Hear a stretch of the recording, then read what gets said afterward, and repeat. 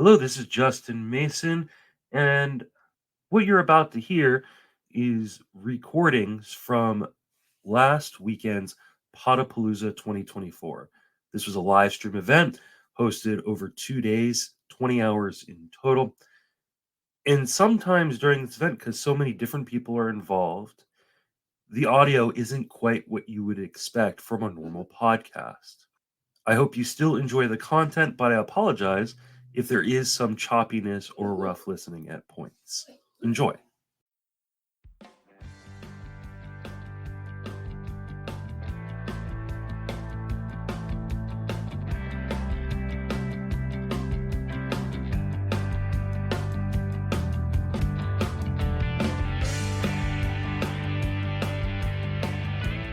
We are raising money for Fantasy Cares. If you want to win that Fantasy Alarm subscription, if you want to win that Mike Trout signed baseball card, if you want to win signed jerseys or bobbleheads or other subscriptions, amazing things, donate to donorbox.org/TGFBI. Every dollar you donate gets you a raffle ticket to win those prizes. And then we're going to donate all that money to Fantasy Cares because they do a fantastic job buying Toys for Tots presents in 25 cities around the country, tens of thousands of dollars worth of toys every year, and we're going to add to that total. We have already raised $2,200 or over $2,200 so far this weekend, and when we add that in with all the TGFBI participants and TGFBI satellite participants that have donated, we've raised over $8,000. So I really appreciate everybody who's been contributing to this cause and been a part of the panels or been watching the panels or donating. I really, really appreciate everybody being a part of Podapallooza 2024. We are going to bring in a new panel. We have Greg Jewett. How you doing, my friend? I'm all right. How are you? I'm doing well. Remind everybody to reach on social media and then plug everything you got going on. Well, I don't have anything going on. Let's see. It's just old at GJ Jewett 9 on the what X machine now, as Howard liked to used to say, the Twitter machine. But yeah, so and it's been a busy week. So as you well know, there's always fresh content coming out on reliever Recon. And then I was fortunate enough to work out a deal with the guys at Closer Monkey. So we'll be running that as well this year. So it's going to be daunting but exciting, and I'm looking forward to a good year. Although one person on Twitter already said since the Closer Monkey takeover, it's too busy. I might have to stop my notifications. Never too much information. Happy to hear that you're going to be taking over Closer Monkey because I think you are the perfect person to do that. Joining us as well is Rick Graham. How you doing, sir? I'm doing well. Thanks for having me on here. Oh, Mike was muted. I'm doing well. Thanks for having me on here, Justin. This is for a great cause, so happy to be here. Absolutely. Remind everybody where you can reach on social media. Talk about what you do. Yeah, so I cover relievers for pitcherlist.com. I just released my initial rankings for the season, and working on updating them as the spring goes. And yeah, you can find me on Twitter at I am Rick Graham. All right. Joining us well is Doug Dennis wearing a Justin Mason t-shirt. That is amazing. How you doing, sir? I'm great. Thanks for having me. This is fun. Remind everybody where you can reach on social media and then plug all that you do. Yeah, so you can get me at Doug Dennis 41 on Twitter, and I'm the bullpen writer for Baseball HQ. Love to hang with Greg and Rick once again. This is going to be fun. Awesome. You guys are going to be talking some relief pitching. I'm going to be listening closely because I love to outsource all my relief pitching stuff to you guys because I don't want to deal with it. And I love that shirt. Doug, I've got my Justin Mason cookie t-shirt on. You got your Justin Mason art shirt on. You guys have a good hour. I'll see you in a little bit.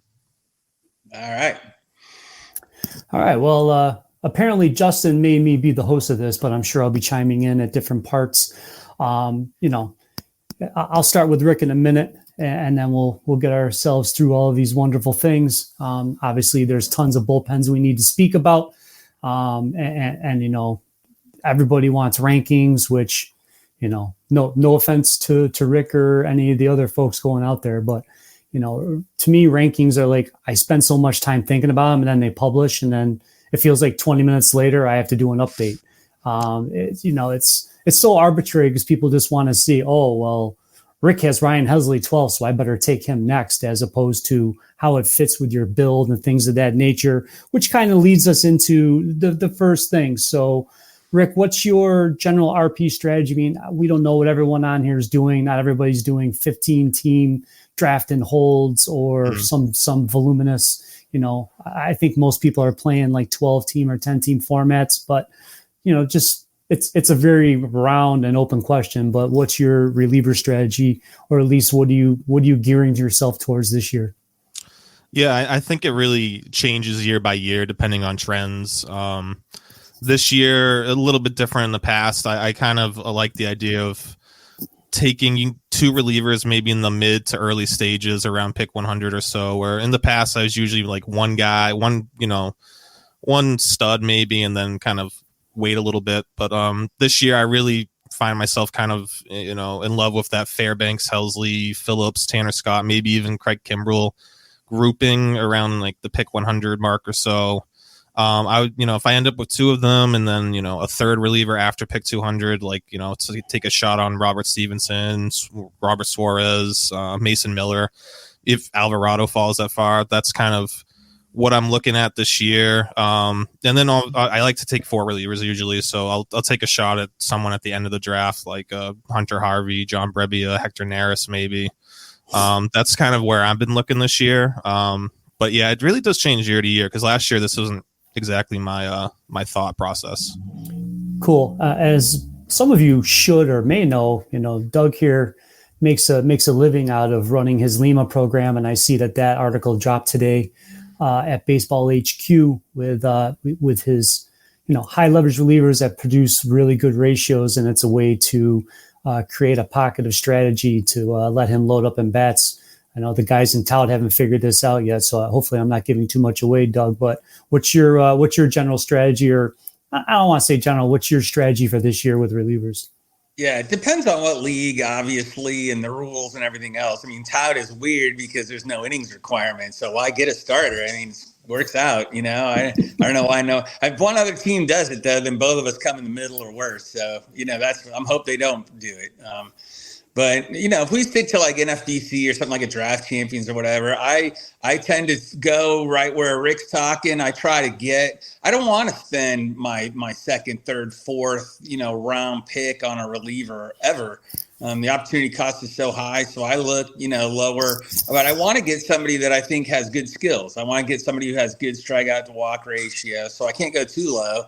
And, you kind of fall off a cliff there towards the end, of that run, in those 6th, 7th, 8th rounds. So I try to get 1 or 2 guys in that range, but I want to get them as late as possible. I saw somebody posted yesterday, I can't remember who it was, but there was I think it was Tout Mixed or something, where 11 relievers went in 13 picks.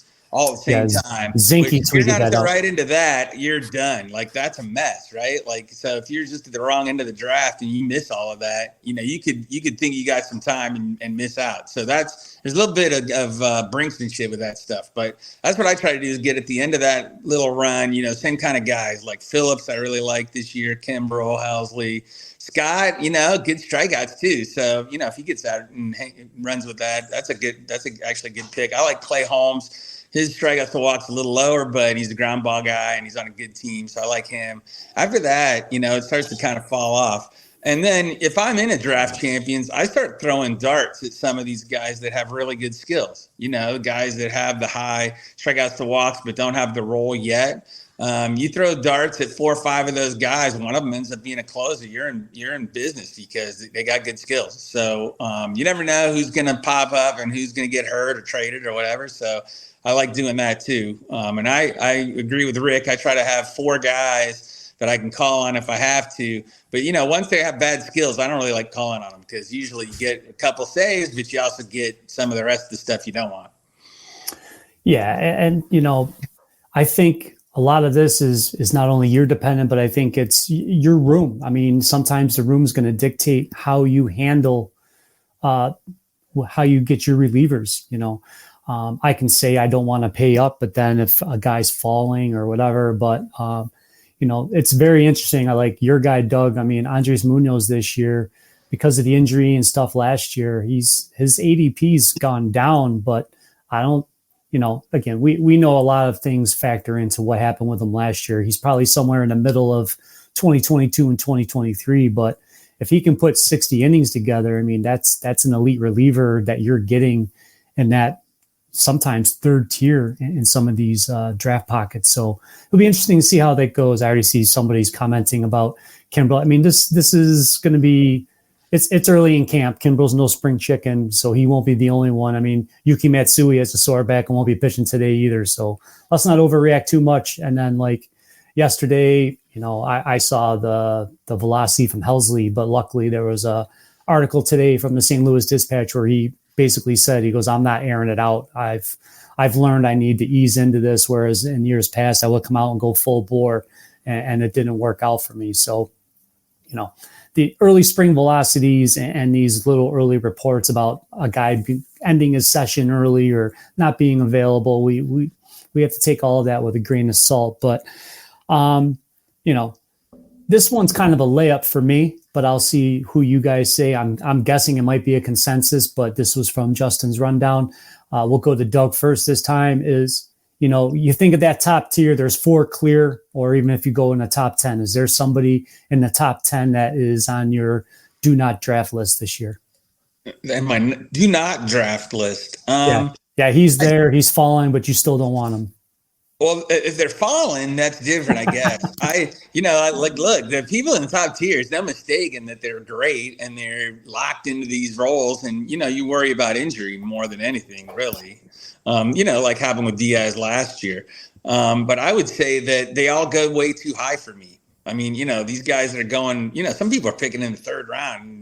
Like, I'm not doing that. So I'm not taking them. They're not going to be around when I want to take them. So I'm not even worried about Diaz. I'm not worried about Devin Williams, even though I love Devin Williams. I'm not worried about them in NFBC because there's no way I'm going to get them. And they're not going to fall far enough, that make it worth my while. Well, thanks for not answering the question, Doug. Rick? I feel like I wonder if the consensus you were thinking of was Alexis Diaz. I'm going to kind of skip over him because he feels a little obvious. But I'm going to go with Josh Hader because I'm really I'm not concerned. I just kind of like Doug was saying, where he's being drafted. There's too many potential warning signs for me to take a chance there. The strikeouts are still there, still at a 36.8% K rate last year, but that number's still kind of been on the decline for him. Just a 30% CSW last year, and now he's got, Yainer Diaz is not exactly the best pitch framer if he gets the bulk of the catching innings there. And this is, Hader's a 30% ground ball lefty who, has hard contact issues and home run problems in the past. And now he's moving to a very hitter friendly ballpark for right-handed bats. So that concerns me a little bit. Entering his season his 30s now, his secondaries are still kind of lagging behind his fastball. We've seen that, Aroldis Chapman was kind of the same story, and he was able to figure out his slider and splitter as he got older a little bit. So maybe Hader can do that as well. But right now his fastball is really his only thing he can lean on. And I don't know, just, the guy who down the stretch limited himself during a playoff race, and, he hasn't touched 60 innings for 4 years now. So it's, I don't know, just now that he's gotten paid, he's got the contract. I'm not, I think it's kind of fair to wonder what kind of, commitment and effort we see from him. And, he's got 2 really good relievers behind him in Presley and Abreu, who I think, Abreu especially makes for a great, late round target. Just, you're at least going to get really good ratios from him and a bunch of Ks. So, I think the Houston situation might be not as cemented as we think it is. I think he's cemented in his role, but he was the person I also, okay. When I'm thinking this top tier, I'm thinking guys in the top 60 to 70 picks. If you're in a 15-teamer, first 5 rounds, that's how I'm considering. I mean, I know a lot of people are down on Alexis Diaz, and I'll let Doug talk about that, but there was a lot of fatigue baked into that too. They used him a lot early on last year in the second half when he had that stretch in late September. He was gassed. He was running on fumes. He was trying to get his team in the playoffs. So, I understand his K-BB went down every month and things of that nature, but I think that was part pitch clock, part fatigue, and early usage patterns. Usage patterns all kind of weighing on him. But the thing with Hader that concerns me is things that you touched on, the volume.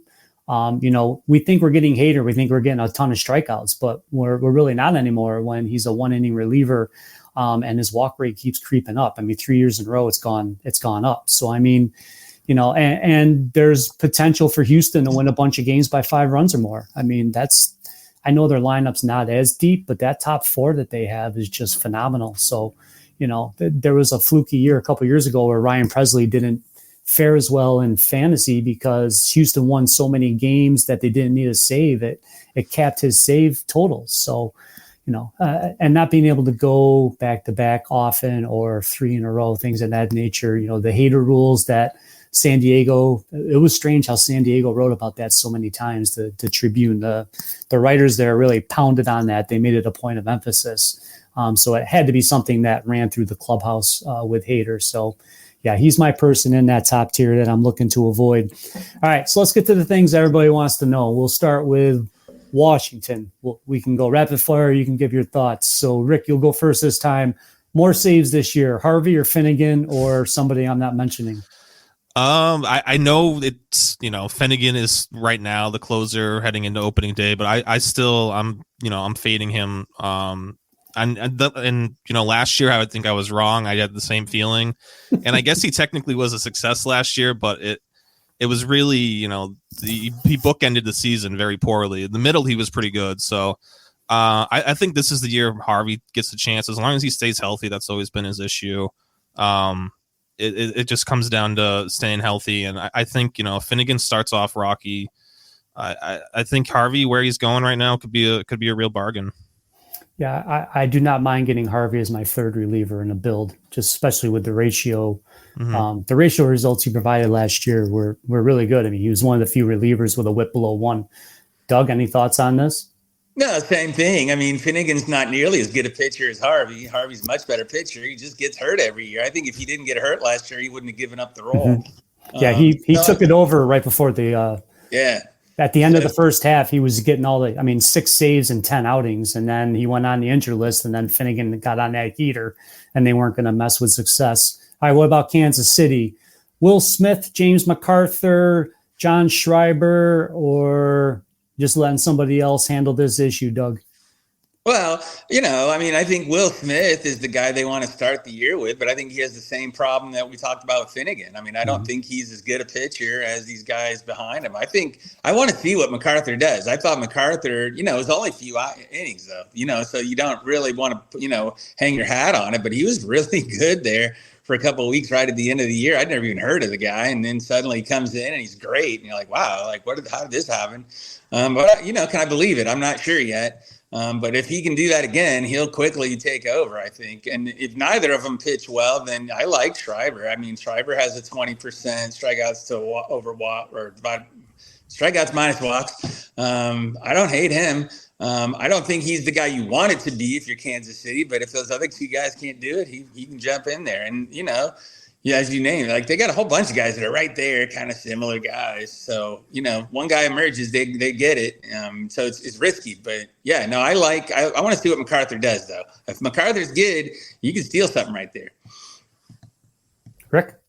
Yeah, I think, Will Smith's probably going to be the one who starts out as the closer there, but I'm not interested really in that at all. MacArthur is interesting. I'm not sure what the upside is with his. Not a huge strikeout guy. He did finish September really strong, but I do think between MacArthur and Schreiber, there's I think that's probably the best option right now, unless John McMillan's healthy. I really think McMillan's got a lot of upside. But the Schreiber and MacArthur really could work out well there. That's a good infield defense, at least on the left side, and those guys get a ton of ground balls, especially Schreiber. When he's good, he's just a sinker baller getting 60% ground balls. So I think one of those two would probably be the best option for Kansas City, but I'm probably avoiding this unless it's really, really late in drafts.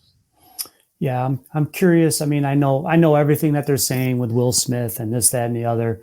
I kind of speculated that maybe, and Schreiber did supposedly work on a cutter, so that's something we're gonna have to look for in the spring outings. Is that a pitch he's actually using, or is it just like the year Hader said he was going to use his changeup and then he still used it 2% of the time? It's like what a guy says and what a guy does are two separate entities sometimes.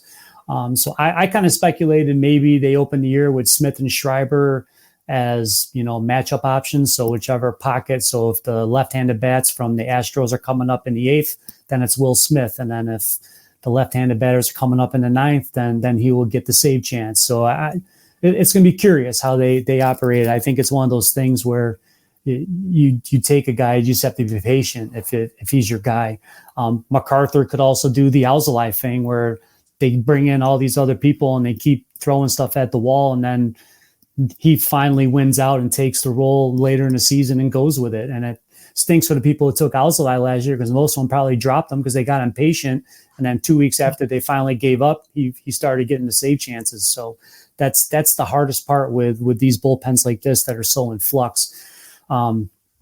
This one isn't pretty. The White Sox, because right now, I'm 54, but I can beat Brebbia in a race because he's going around in a scooter. Well, maybe not with the scooter. He might be able to get me, but so, Steamer and all these other things, they anointed Brebbia the closer. He's getting projected for 22 saves. That feels a little hardy. So Rick, you can take this one first because Doug let off last time. Yeah, I still think especially because the cost is like basically free for John Brebbia right now. I kind of am interested in taking him late and just seeing what happens. I think the calf strain's probably going to drop him even lower. But this is obviously the rest of this bullpen is very not appealing at all. It's in flux. There's a lot of non-roster guys potentially going to make the team. 70 guys in camp. Yeah, it's 7-0. So we really, we have this could go any which way, but I think Brebbia is, he's the guy making the most money here. I think he's making more than the rest of the potential bullpen combined. And he's also been a pretty good pitcher. He's got a career 3.41 ERA, 1.19 WHIP, 25.5% K rate, and last year he got his K rate to 29%. Just the lack of competition and the fact that he was the guy that they spent some money on. I think if he's healthy, which I'm hoping a calf strain at this point, I'm hoping he can be ready for opening day.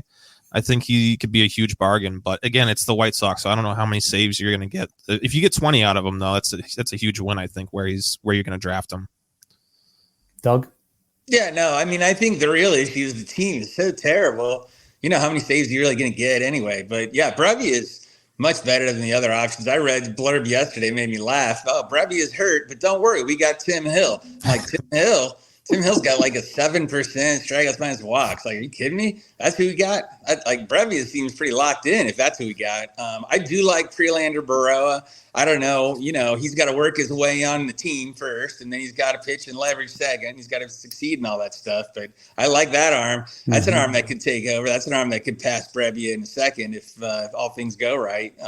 So you got to worry about him if you get Brebbia. But Brebbia is free right now, and now he's even more free because he's in a boot. I just think it's funny. Free and then more free than free. That's pretty free.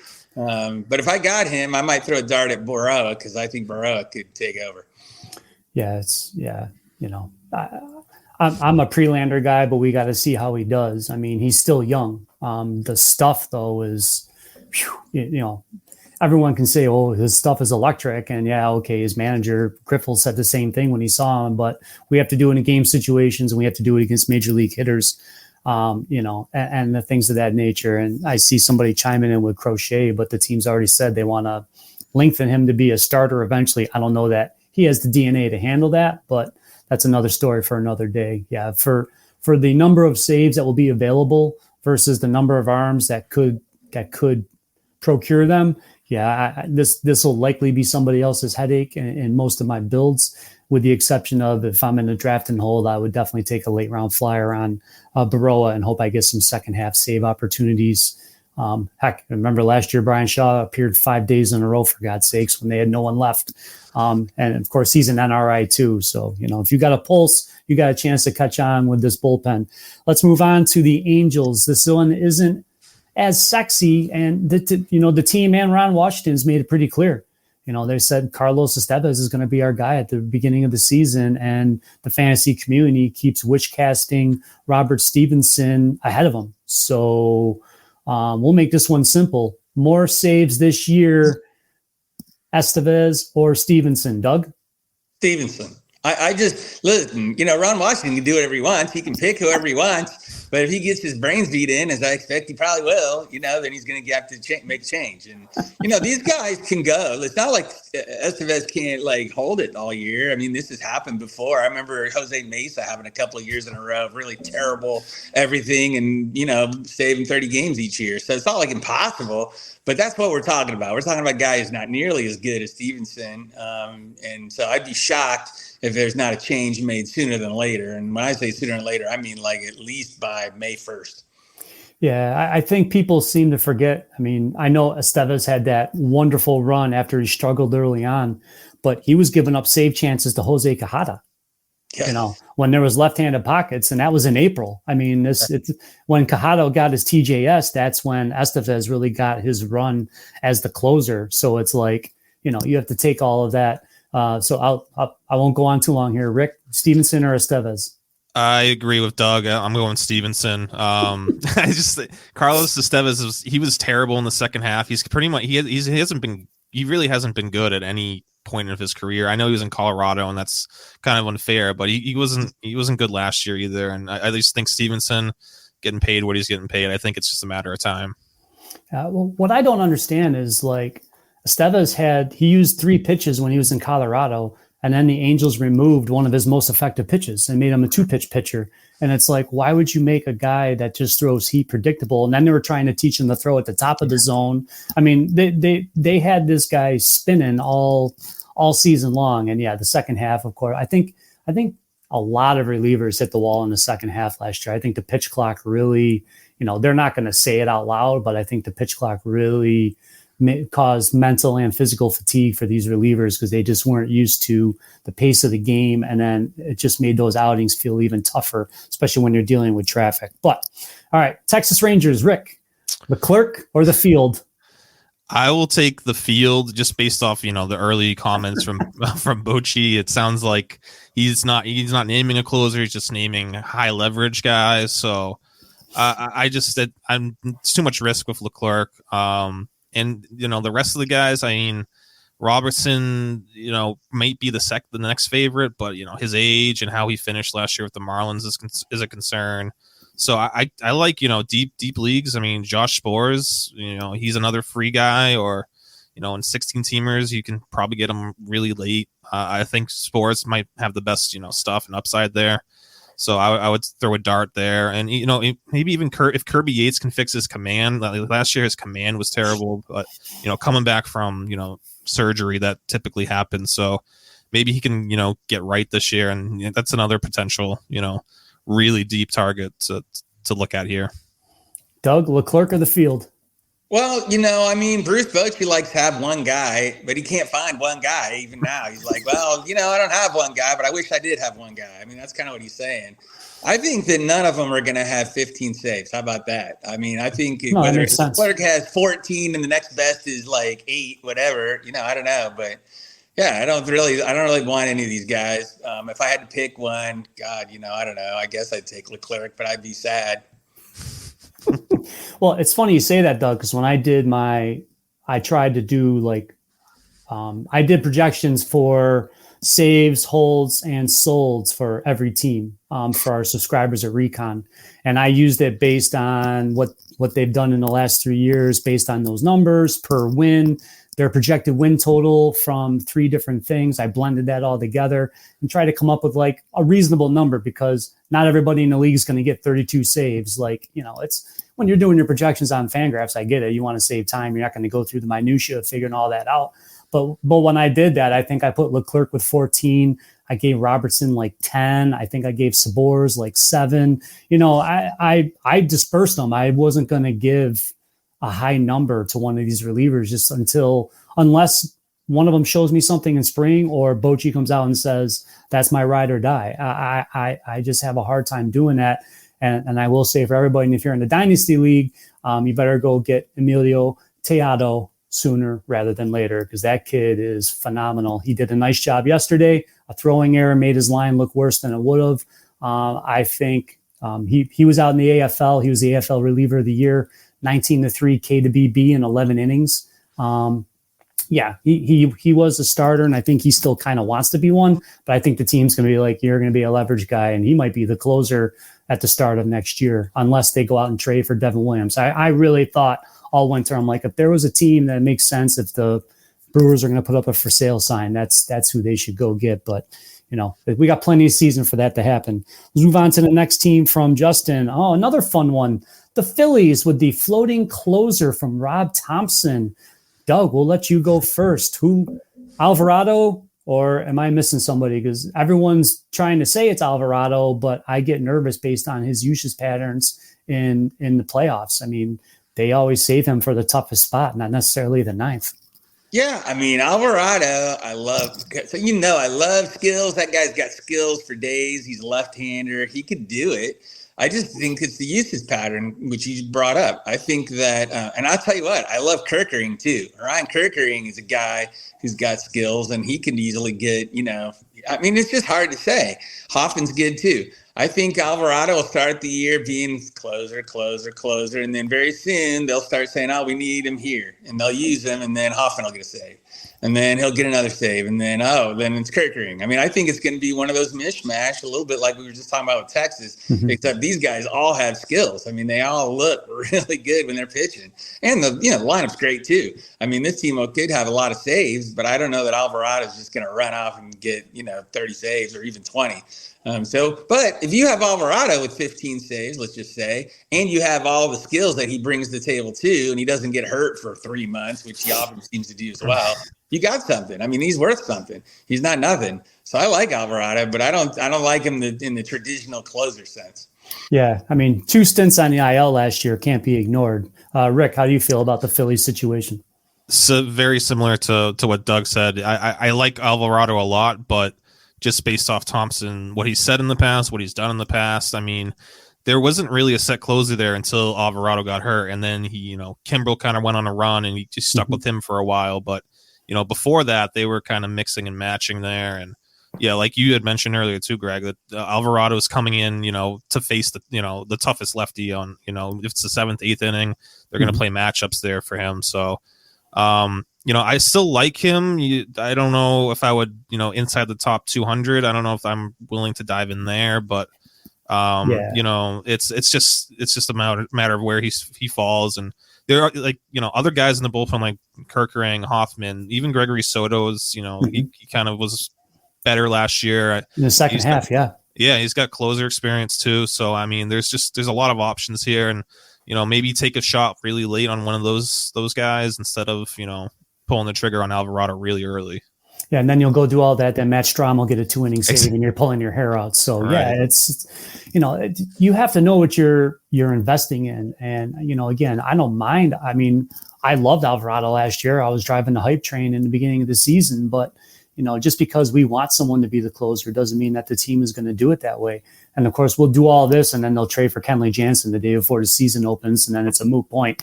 But anyway, he's going to get traded somewhere. We just don't know when and where. Mm-hmm. All right, next on the list, San Diego. If you go by the first spring outings, then Yuki Matsui is the closer. But what say you, Rick? Is it can you trust one of these guys, or is this another let somebody else get the gray hair? I think they want Robert Suarez to start the year as a closer and kind of ease Matsui into it, and especially now that he's dealing with the back issue, we'll see how much that sets him back. But I think Suarez gets the first crack, and I like Suarez a lot. I mean, he was battling injuries last year, but the year before he was unreal. He could be real value, where he's going. There's a lot of between Matsui and just staying healthy, and Suarez is getting up there in age too, but he's got the stuff to be a really good closer, and he's getting paid like one. I mean, they gave him that kind of at the time ridiculous extension that kind of came out of nowhere, but he's getting paid a lot of money. So I wonder if they start the year with him as the closer, and see what Matsui, ease Matsui kind of into potentially taking over down the stretch. Doug?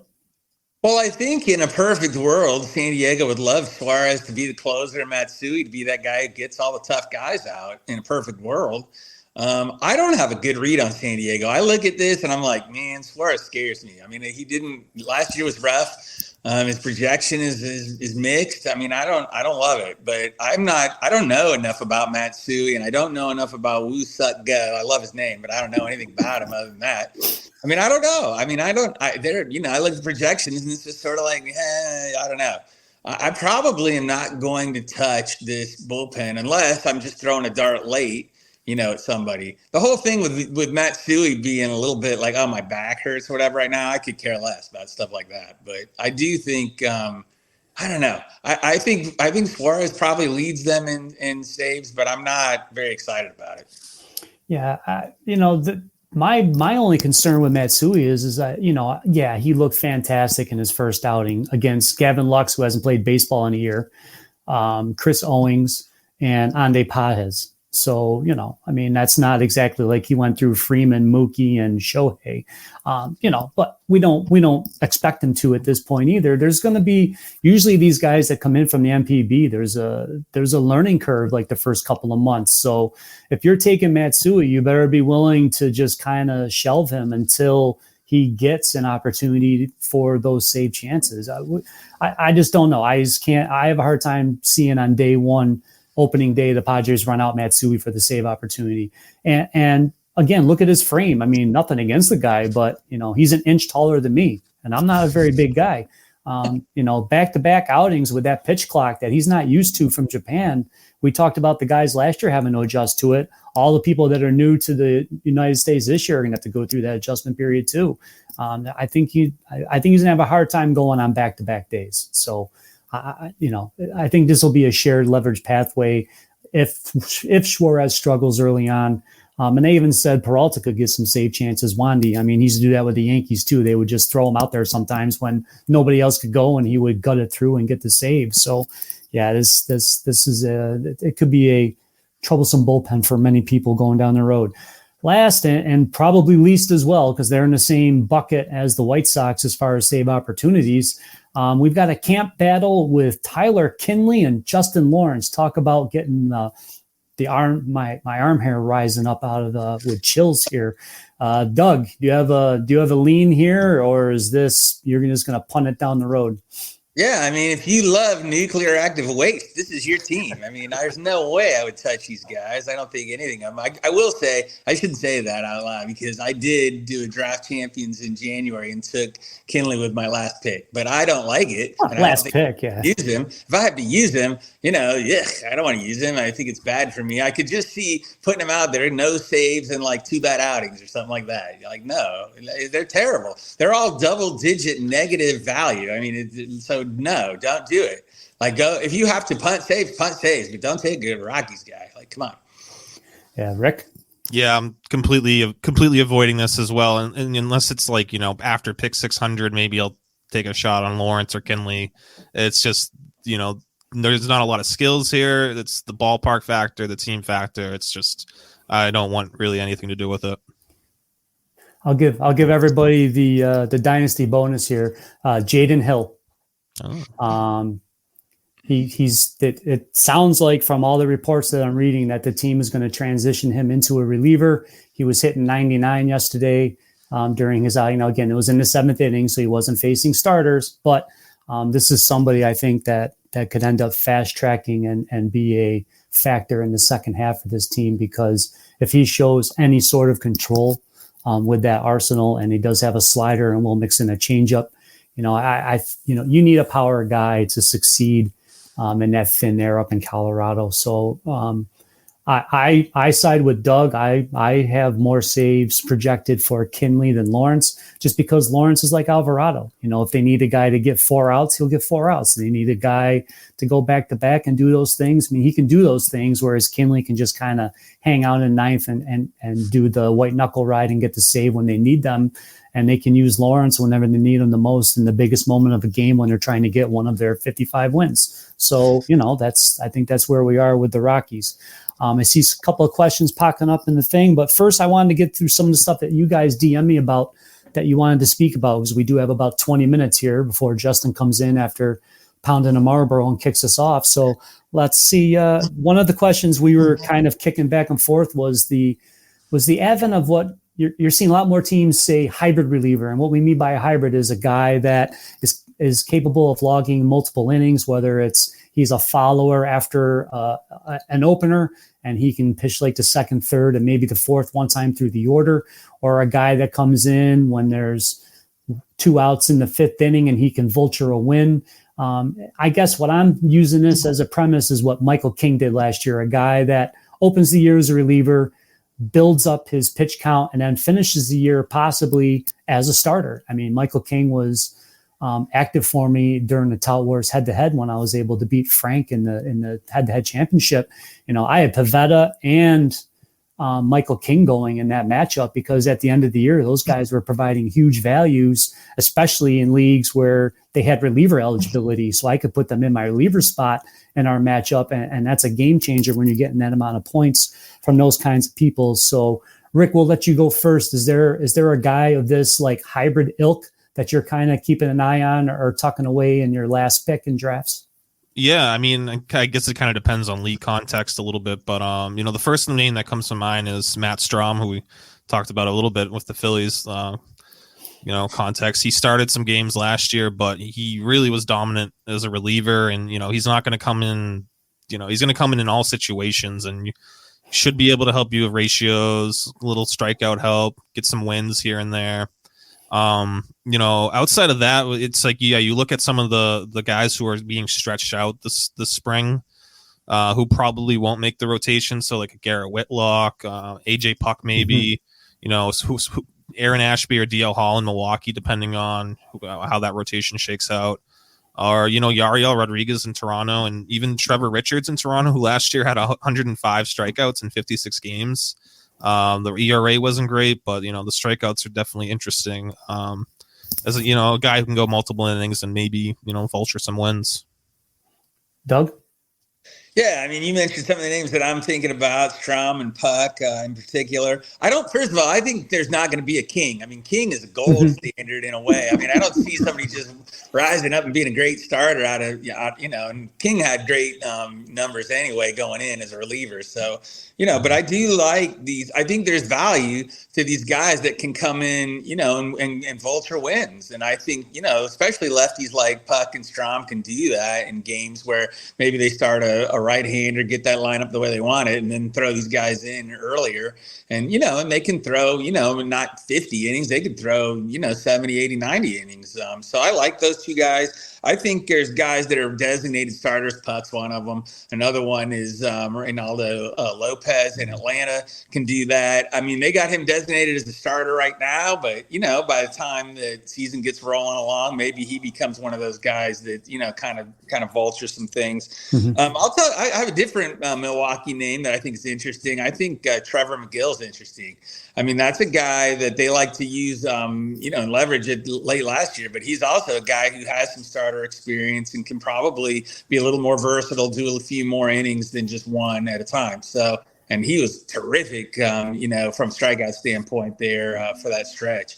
And then I'm going to bat it back to you with this guy who's just a question mark for me. But, man, everything's tantalizing to me in whatever role he's doing. And that's Mason Miller. Of course, he's on Oakland, which is unfortunate. But he's interesting to me, too. And I don't even know what to think about him right now. Yeah, Katse was saying, well, we want to ease him into high leverage. It's weird because Doug, on our panel at First Pitch, I had him up on my closer charts, and a couple of people were like, why would you have Mason Miller up there? And I'm like, well, because Martin Gallegos, the beat writer, was saying the team might use him as a reliever. And that was back in November. So, I mean, now that it's kind of more commonplace, obviously he's the best reliever in that bullpen. He might be the best pitcher on his team. We just don't know what keeps him healthy. Yohan Duran had the same kind of issue of staying healthy, logging innings as a starter, which kind of forced him into the bullpen. And I don't know that Minnesota was sold on keeping him as a reliever, but once he did what he did, they were like, well, we're not going to mess with this. So I think Miller could be that same sort of a thing where this year they kind of use him early on as what I call the highest leverage reliever, where he's getting those biggest moments and racking up strikeouts, and then he eventually gets save chances, and then he may not give them back. But at this, as we both intimated, how many saves is Oakland going to generate? Now, again, Trevor May caught fire in the second half. He was on my main event team. I'm not proud that I had to use him as my closer at different points, but every save matters in those contests, and you got a guy that's getting them. You just kind of got to hop on board and go with it. So I just think between the strikeouts and the ratios, no matter what role he's filling, there's probably value as long as he's healthy, which is what we want to know. Does he have that health DNA to make it through a whole season? Can he put up 70 innings or 60 as a reliever, or how are we going to do it? If there was anybody that could do the Michael King thing, it's probably Miller. I just don't know that he can handle the workload. That's the big question around him. It has nothing to do with his ability, has nothing to do with his pitch velocity. But I think if he's relieving and hitting 102 miles an hour and mowing people down, then I do believe that they might just leave him in there as a reliever. And that's just something that we can't predict. All right, this will be a fun one. A favorite end game 12-team guys. So you're a walk-off pick. You've got 3 relievers on the roster. You're picking a guy that you think might get you 10 or more saves that does not have the role. Rick. Actually, Doug mentioned this guy, the Trevor McGill. I think, really late you can get him for basically free, and he was just so good down the stretch for Milwaukee. Who, Milwaukee's done a great job. They're one of them, Tampa Bay and LA, the Dodgers at least. They're done a great job with relievers and developing relievers, and I think McGill's the next guy in that line where he's got close to Felix Bautista-esque upside. I feel with just a big 6'8", 250, throws 99 plus, has nasty curveball. I think that 53% whiff rate on his curveball last year. All the skills are there, tools are there, and Devin Williams could be on the move, especially if Milwaukee gets off to a slow start. So he's my favorite deep league sleeper right now. Doug? Matt Brash. Matt Brash was great last year. He had bad luck, and he's great. And I know the news about him from the other day. I don't really care unless it gets, serious. But no, he's terrific. And my guy, Munoz, as you like to say, my guy, I love Munoz, but Munoz gets I do too. He gets hurt, so, I think Brash is a guy who'll get, Munoz will probably get more days off than a typical closer just because. And when he does, Brash is perfectly capable of running. So I love Brash, and I'll pick him anytime I can. All right, I'll take one way off the reservation because I have no faith in Alex Lang. People have been laughing at me, including but I believe they brought in Shelby Miller for a reason. And again, we don't know if Shelby Miller can stay healthy either. But Rick, you referenced the Dodgers. When he came back from the injury list at the end of the year as a reliever, he was doing really well. He added split finger, which is the in pitch this year. Can he handle lefties? I think that'll be the big thing to really watch in the spring training matchups. I know people like Jason Foley, but Jason Foley to me is just a poor man's Mark Melancon. I just don't see him having the arsenal or the ability to miss enough bats to last as a closer. Now, if Alex Lang comes into camp and he's throwing strikes and he looks good, then this goes flying out the window. But he's somebody that I have been writing a little bit about at Recon. That's just, I don't know. I don't know if it's a hunch or whatever you want to call it, but I just feel like the situation's kind of right there for someone like him to come in. All right. We'll do a little Step Brothers thing here. So shot out of a cannon. And I know most of these will be, I had to go later, guys. So it won't just be so Doug can pass, but smash or pass at their ADP. And what I used was the OCs from February. And this was a couple of days ago. So this might not be up to the second. All right. Camilo Doval, 64.04 ADP, 55 min, 80 max. Smash or pass, Rick? I think I'm going to pass on this. Duvall's a really good reliever. That's just kind of a high price, and I do wonder if Duvall's a little bit maxed out already. I don't know how much more is in there for him to show. So I'm going to pass on this. All right, interesting. I'm worried about the team concept. I That's just, true. the starting pitchers. I think that bullpen's going to be gassed again. They just don't have enough guys other than Logan Webb, that I really can depend on innings with. I mean, that burn and churn mentality. It's attrition for bullpens. All right, Doug, from your town here, Alexis Diaz, 81.26 ADP, 65 min, 100 max. One of the broader ranges here from this little thing. Smash or pass? Pass. I'm passing. I mean, he's good. He's fine. But, listen, they think they improved the bullpen by picking up Emilio Pagan. Like, come on, man. Like, that's not improving the bullpen. That's actually problematic at GABP. It's a tough place to pitch. I think they're gonna be struggling on the pitching side. I hate to say it, but no, I'm passing. I think it's no different from last year, frankly. And I do listen. He has a great strikeout percentage, and he was good early and gassed late. But I'm not giving him a pass for being gassed late. I mean, he ended up with not a great strikeouts minus walks. It's tough, and he's in the same situation. So why would I expect something different? I'm passing. No, I don't understand. Like, when I'm reading all of these articles, and maybe Doug, you can speak to this, but it's like, I know Fernando Cruz has options. So they're like, he might not make the opening day roster because they can send him down. It's like, don't you want your best team ready? Whatever. I get those options are important, but it's like, I just, Cruz had a really good year last year. He's somebody that flew way below the radar. We don't know if he's Art Warren, 2024, or if it was actually skills manifesting themselves and taking it to the next level, but it'll be interesting. All right. This one's a little curious here. So I know you guys were both speaking about him. Ryan Helsley at 106.13, 87 min, 120 max. Is this smash for both of you? Yeah, for me it is one of my favorite targets this year. Him, Fairbanks, and Tanner Scott.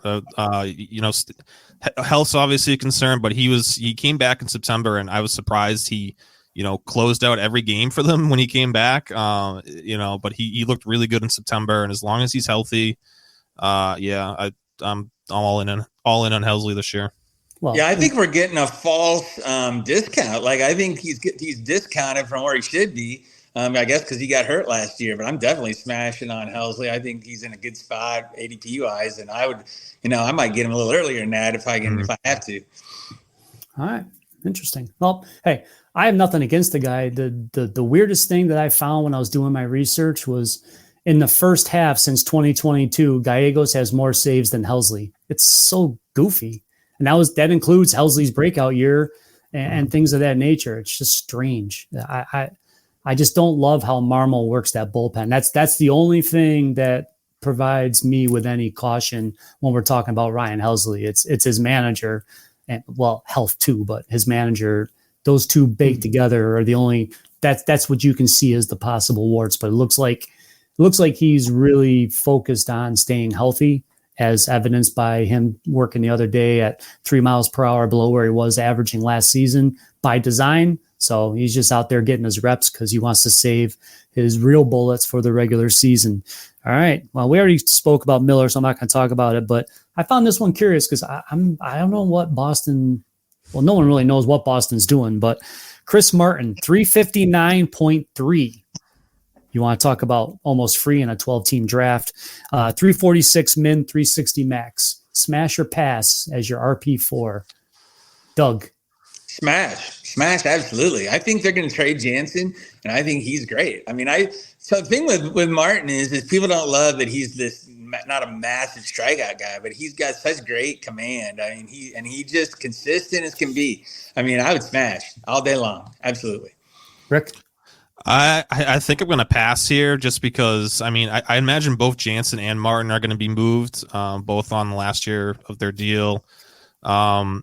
It depends, I guess, on. I don't think Jansen gets moved right away. If they do sign Jordan Montgomery or Blake Snell, then they'll probably move Jansen. They'll be in more of a hurry to move Jansen.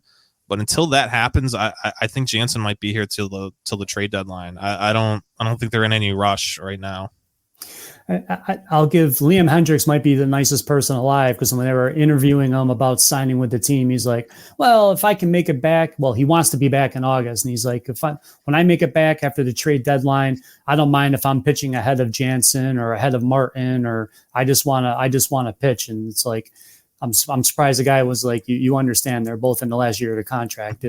Martin and Jansen will not be a Red Sox when you're activated, but ergo, the whole timing sets up for Hendricks as well.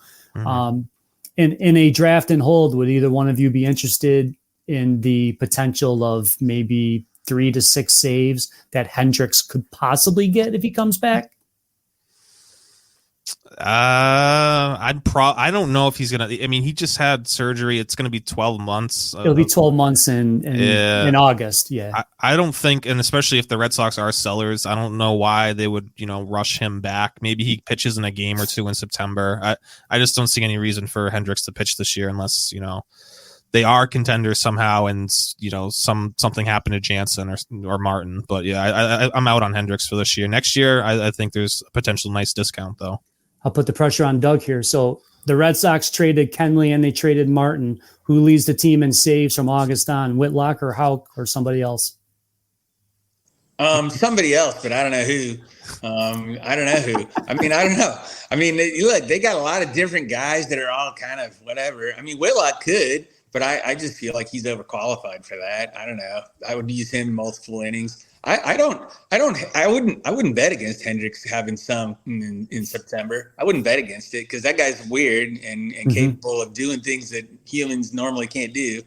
I don't know. I wouldn't want to pay a lot though. I'd want him to be free.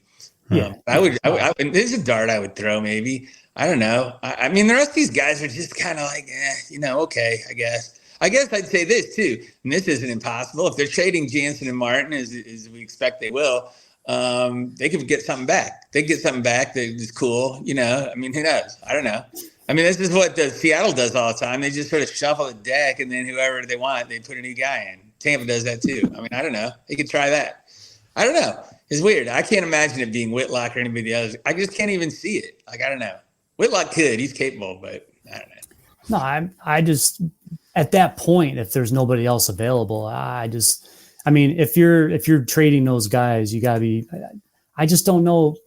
I can't figure out Whitlock and Houck as starters. There's so many questions with Boston. It's so. Yeah. The other thing too is if they're in contention, they're thinking in one way, and if they're out of contention, they're thinking a totally different way too. All right, guys, what a fantastic panel once again. You guys kill it every year with these relief pitchers. Always a pleasure to have you guys on. I want to give yourselves a chance to promote yourselves a little bit. Greg, why don't you remind everybody where you reach on social media, plug your work, and then you're giving away a prize. Yeah. Corporate takeover, baby. No, I'm just kidding. That was maybe my favorite tweet with the whole Closer Monkey announcement with some guys like, I can't believe a corporation's taking this over. It's like me and 3 other guys. But yeah, anyways, at GJEWETT9, I'll be having rankings up soon for The Athletic. I do daily content at Reliever Recon. Next on tap will be the main event primer with all of the stuff about reliever pockets and what happened with the top 25 last year and how you can plan on handling saves in your upcoming NFBC drafts. And then we also were fortunate enough to work out a deal with the great people. I mean, the first people who ever really founded a niche in fantasy, Closer Monkey. They're the OGs. I mean, they did this stuff before anybody thought it was cool or worthwhile to have somebody dedicated to their site covering closers. But yes, so we will also be doing stuff for Close Monkey. I went through and updated the bullpen depth charts there the other day, and they do offer a premium service where you get stuff directly to you in an email versus the links that they do a lot of stuff for free. So that's why they want you to go to the site and click on the things. But the premium, and I texted Jason and said, Patreon's clunky. It's hard for me to give a free membership at Patreon because I have to send you the money and then you have to sign up. It's kind of it's clunky. So, but with Closer Monkey, so I told them whoever the lucky person is, I just get your email. You'll get put into the premium list. So every day on the recaps, those will get directly emailed right to you. So I'm giving away one of those memberships to the revamped site. So Close the Monkey will be operated by Reliever Recon this year. We're excited with the opportunity. They got the distribution, so hopefully we can get our work out to more people in the world, and it'll be a wonderful opportunity. And I thank Justin for, he's been a supporter of Reliever Recon since we got launched. Rick does great work at Pitcher List, and Doug is another one of the OGs. He's been doing this stuff at Baseball HQ probably longer than Closer Monkey was in existence. So, I mean, it's cool to be on a panel with these guys, and I welcome this new opportunity. All right. We appreciate you as well. Rick, remind everybody where you can reach on social media and plug all your work. Yeah, like Greg said, it's always nice to talk relievers with Doug and Greg. It's the two the goats of the relievers. So you can find me on Pitcher List. I do the reliever rankings there.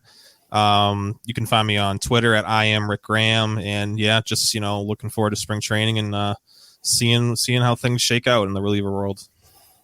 And Doug, finish this out. Yeah, thanks. I'm at Baseball HQ. I'm the relief pitching writer there. I have been since 1999.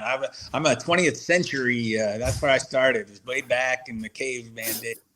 I'm on Twitter at DougDennis41, and hopefully I'll see people, if not in Tampa with First Pitch Florida, then maybe in New York with Tout Wars.